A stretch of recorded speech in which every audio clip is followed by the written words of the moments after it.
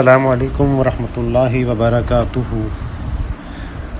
اب اس ویڈیو میں ہم بات کریں گے کہ جتنی بھی ہماری نمازیں ہیں ان کے علاوہ جو سنتیں ہیں، وہ ہم نوافل جو پڑھتے ہیں، سنتیں پڑھتے ہیں، ان کی فضیلت کس قدر خوبصورت ہے۔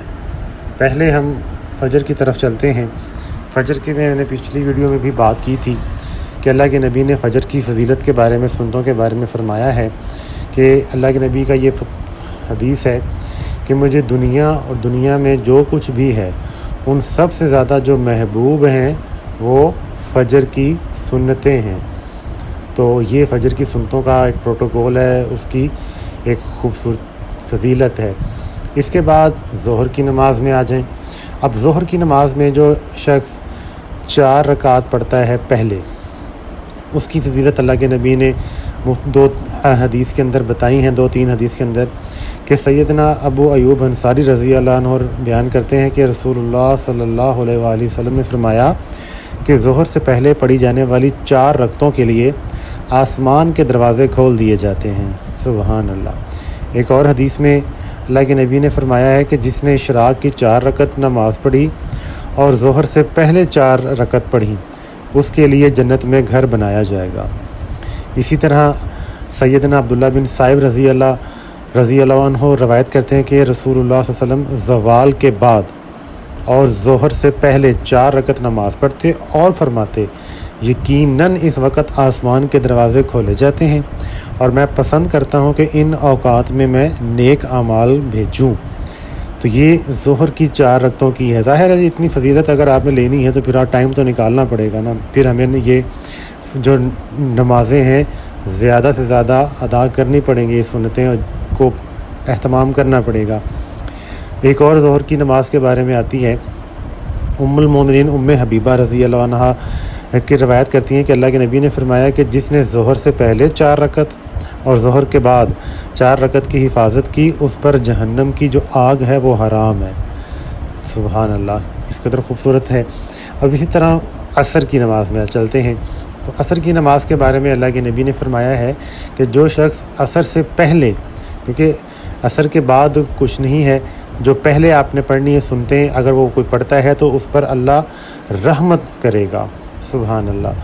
پھر حضرت علی رضی اللہ عنہ شیر خدا، وہ روایت ہے کہ رسول اللہ صلی اللہ علیہ وسلم عصر سے پہلے 4 رکعت پڑھتے تھے، اور وہ پڑھتے کیسے تھے کہ وہ 2 رکعت کے بعد تشہد اور دعا پڑھ کر سلام پھیرتے تھے۔ یہ بات ہم پہلی ویڈیو میں کر چکے ہیں کہ جتنی بھی 4 رکعتیں ہیں، سنتیں ہیں، جو نوافل ہیں، وہ آپ 2 کر کے پڑھیں تو وہ زیادہ آپ کے لیے جو باعث ثواب ہوں گی۔ اسی طرح مغرب میں چلتے ہیں۔ مغرب کے بارے میں سیدنا عبداللہ المزنی رضی اللہ عنہ روایت کرتے ہیں کہ رسول اللہ صلی اللہ علیہ وسلم نے فرمایا کہ مغرب کی جو نماز سے پہلے، یعنی کہ جب جماعت ہونے سے پہلے، آپ نے 2 بار فرمایا اور تیسری بار کہا جس کا دل چاہے، یعنی کہ ریلیکسیشن بھی دے دی۔ یہ اس لیے فرمایا کہ آپ ناپسند کرتے تھے کہ لوگ اس کو سنت مؤکدہ ہی بنا لیں، یعنی کہ معمول ہی بنا لیں۔ آپ کبھی پڑھ بھی سکتے ہیں اور اس کو چھوڑ بھی سکتے ہیں، کیا کہ آپ نے فرض نماز سے پہلے 2 رکعتیں پڑھنے کے بارے میں۔ تو سیدنا انس رضی اللہ عنہ روایت کرتے ہیں کہ مدینہ میں جب مغرب کی اذان مؤذن کہتا نا، ہم سب ستونوں کی طرف لپکتے، یعنی کہ ستونوں کے پیچھے کھڑے ہو کے نماز پڑھتے تھے تاکہ وہ سترا بن جائے، اور 2 رکعتیں پڑھتے۔ لوگ اس کثرت سے وہ 2 رکعتیں پڑھتے کہ جو اجنبی یہ گمان کرتا کہ جو نیا بندہ مسجد میں آتا کہ پتہ نہیں مغرب کی جماعت ہو چکی ہے اور یہ بعد میں سنتیں پڑھ رہے ہیں۔ تو اس قدر اس کا اہتمام کیا جاتا تھا، تو اس لیے یہ ہمیں کرنا چاہیے۔ آگے چل کے بات ہم کرتے ہیں مرثد بن عبداللہ رحمہ اللہ سیدنا عقبہ بن عامر الجہنی رضی اللہ عنہ کے پاس آئے اور کہا کیا یہ عجیب بات نہیں ہے کہ سیدنا ابو تمیم رضی اللہ عنہ مغرب کی نماز سے پہلے 2 رکعت پڑھتے ہیں؟ سیدنا عقبہ رضی اللہ عنہ نے کہا کہ ہم بھی رسول اللہ صلی اللہ علیہ وسلم کے زمانے میں پڑھتے تھے۔ تو انہوں نے پوچھا اب کیوں نہیں پڑھتے؟ کہنے لگے کہ مصروفیت کی وجہ سے۔ تو یعنی کہ اللہ کے نبی نے پیچھے ریلیکسیشن دے دی تھی کہ آپ پڑھیں، تو تیسری دفعہ آپ نے کہا تھا کہ جو چاہے آپ، پسند ہو آپ کو، یعنی کہ یہ آپ کی مرضی پہ ڈیپینڈڈ ہے۔ اگر ٹائم ہے تو آپ ان کو ضرور پڑھیں، کیونکہ یہی جو سنتیں ہیں، نوافل ہیں، یہ کل انشاءاللہ ہمارے لیے اور مزید اجر کا باعث بنیں گی۔ اب اسی طرح جمعے میں آ جاتے ہیں۔